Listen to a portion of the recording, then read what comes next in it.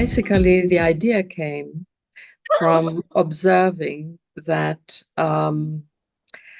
we are getting less and less information about what the situation with the air pollution in Enfield is.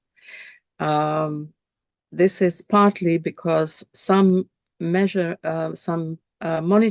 monitoring instruments have gone out of action for various reasons. So what we are now facing is that we don't know nothing about what is happening in terms of particulate matter pollution in Enfield. We don't have any information. As I said, there have been some monitors. Some of them were funded by the Mayor of London, and some are supposed to be automatic monitors, but they have all vanished. I don't know exactly the reason. So at the moment, we only know about nitrogen dioxide data. We only get that. And as we know, PM2.5 is particulate matter, which is a fine particulate matter. I don't know, as we know, I know, but I'm sure that most of you do, is one of the most is quite is the most harmful to our health, and not just ours, but generally any living organism. And so this combines with the fact that there are now quite reliable devices, sensors that could give us good information and about particulate matter and fine particulate matter specifically. And we can use such devices in order to measure what's happening in various parts of Enfield. They don't cost very much, and we hope that we'll be able to obtain, in cooperation with another organization, Francis, hopefully, we'll be able to have a number of them, something between 3 and 6, and to invite perhaps a number of schools to participate in this and to do measurements at different times, depending on, in the morning, in the afternoon, and learn more about particulates,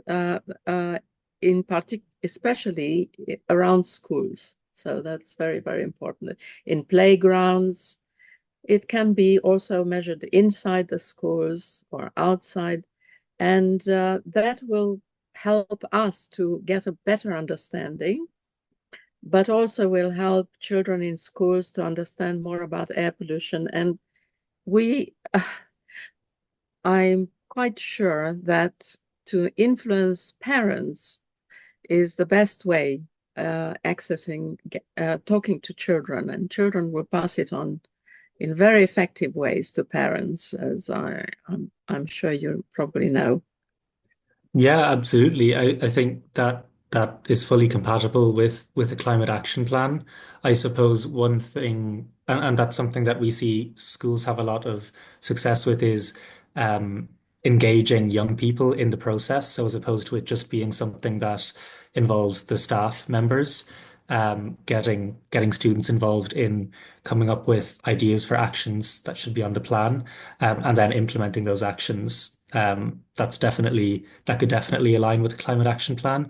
One thing I would wonder is, because each climate action plan needs to be school specific, if that makes sense. So it refers just to what the school is doing. I wonder how that would work. Would it be that the school looks at there's a certain kind of radius around the school site that they would monitor?